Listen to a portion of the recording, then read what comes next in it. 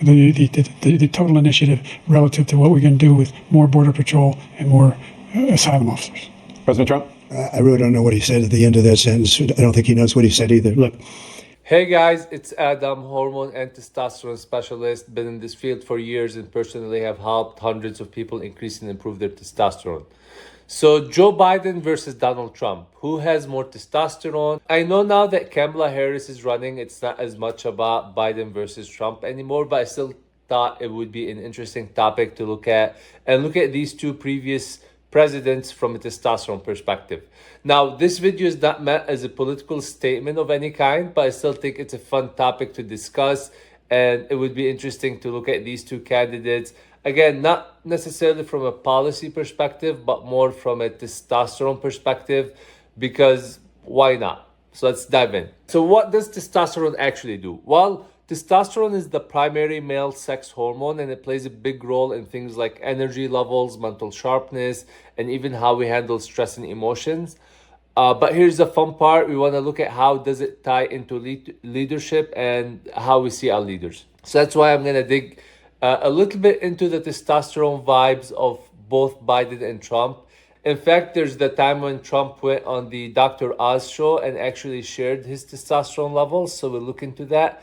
And then there's Biden. We'll look at his public behavior and see if we can make any guesses about his testosterone, purely for fun, of course. Also, we have to keep in mind the age of these two candidates because this can definitely play a role here. Testosterone tends to decline with age. So how could that be affecting these two and the leadership style? I think everybody would agree that there are differences in how Biden and Trump present themselves. So could that be linked to their hormone levels, perhaps? Again, whether you're a politics nerd or just someone who's curious about hormones and how hormones might play into all of this, I think this could be a fun thought experiment. So let's dive into the testosterone dynamics of this political showdown, if you will. So back in 2016, Trump did something that is a bit unusual for a presidential candidate. He went on the Dr. Oz show to talk about his health, and yep, that included his testosterone levels. Dr. Oz did reveal in the episode that Trump's testosterone level was at 441. Now, I gotta say, overall, this is a good number, like right in the middle of the normal range. I personally do prefer numbers in the higher end of normal, but again, for his age, this can be a great number. And there are a lot of other factors that we don't know, like his sensitivity to testosterone and when the test is taken, what time of day, because the testosterone levels can change throughout the day. And if this is a morning T level, it's pretty good. But if this is like an evening level, then that can be impressive. And I think this fits right into Trump's image. He's always played up the whole tough masculine persona, comparing himself to athletes sometimes and pushing that narrative of strength and energy. A lot of people would say that his campaign style was all about showing off that like tough guy attitude, even like tough on borders, tough on immigration, tough on foreign policy kind of thing. And some might say that this whole vibe can be correlated with like high testosterone kind of image. The way he shakes hands with people, even he's known to like pull people into him when he shakes hands with them and around like other world leaders, kind of showing with his body language like who's boss. Now, on the other hand, if we look at Joe Biden can be a little bit of a different story. We don't have his testosterone levels as far as I'm aware. He did release a comprehensive health summary in February of 2024 that covered a lot of things, but it didn't get into his testosterone levels specifically. So without any hard numbers, we're left looking at Biden's like public behavior and energy levels to make some guesses about his hormonal health. Now, his style has always been more about like empathy, and he talks about experience. I would say focusing less on physical dominance and more on trying to like connect with people. There have been a lot of talks about his energy levels during debates, for example, and during his public appearances. And he's definitely attacked a lot on this subject matter, like on his gait and stability, for example. But again, these things can be affected by a lot of things, not just testosterone. His health report does mention stiffened gait And it states that his gait abnormality is likely at least partly due to degenerative osteoarthritic changes or spondylosis. So, like wear and tear type of damage to his spine. But I would say he definitely has a different kind of approach than Donald Trump. Again, he emphasizes empathy, experience, and like steady leadership kind of thing. This contrast in how the two present themselves has definitely been a big part of the political narrative. Now, as we look at Trump and Biden, it's key to remember that both are well past their 70s. Trump is 78 and Biden is 81 at the time of making of this video. So they're both likely dealing with age-related drops in testosterone. The decline can affect energy, cognitive function, and overall vitality. Many people would say that Biden specifically was much more energetic and different 10 to 15 years ago. Now, I did not watch his debates back then and stuff, so I don't know, but I'll just honestly, even watching a couple older videos real quick, I can definitely see a difference in the energy between like then and now. I think Trump was much more successful at showing like continued energy and wit in the most recent campaigns. And I do think that drop of energy and leadership style can have significant implications. I mean, for a sitting president to drop from the race on election year is not common. And I wonder if testosterone had something to do with that. Now, of course, testosterone isn't the only thing at play here. The differences we see in their behavior and leadership styles aren't just about hormones. There are plenty of other factors, but there are some interesting political implications here, especially when you think about how their approach might influence voter support and such.